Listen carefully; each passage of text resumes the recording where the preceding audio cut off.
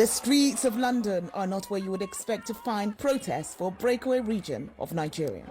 But demonstrators came here in support of their leader.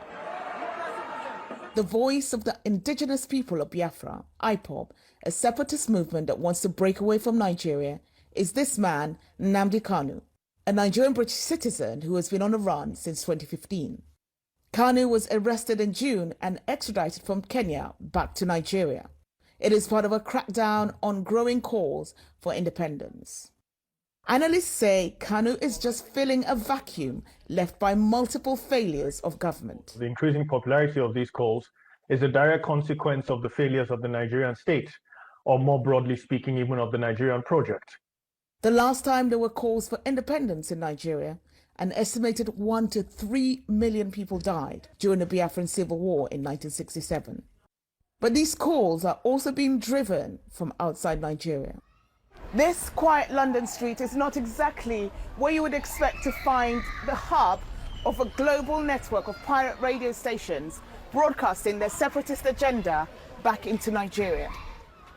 At the registered address, we meet Darlington Imo, Radio Biafra, a Kanu ally and Biafra sympathizer. Even with Kanu off the airwaves, his disciples remain committed to the cause. Do you think that Nnamdi's arrest, Mr. Kanu's arrest, means the end of the Biafran movement? Definitely not. If you kill one general, another general takes his place. Definitely not. Yes. Definitely not. We want the referendum. We are not asking for. We are asking for a referendum, which is a civilized thing to ask for. Analysts say that is a pipe dream. Well, I think, first of all, the Nigerian government will be afraid to allow a referendum to happen. And the fact that it will be afraid to allow a referendum to happen shows just how deep the problem is. But the cracks may be beginning to show. President Muhammadu Buhari tweeting in June about how the Nigerian government will deal with separatists. Twitter removed this post, deeming it offensive, and days later, Buhari banned the platform entirely from Nigeria. While Kanu remains in custody, that hasn't deterred protests in southeastern Nigeria, where IPOB had ordered a shutdown of work and economic activities every Monday, although that was recently suspended. What seems clear is that the nation could be at an impasse. Worst case scenario, of course, is that before 2023, the country essentially de facto disintegrates.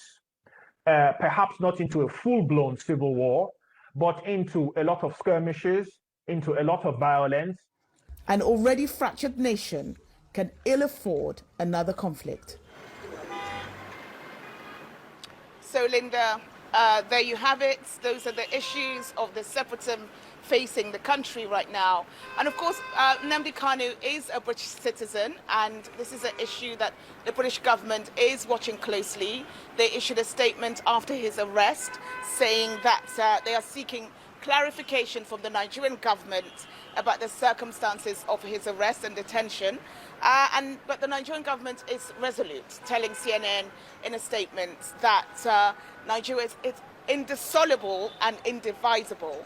And they say that they will continue with their methods of detection and prevention of crimes against the internal security of the country. Linda.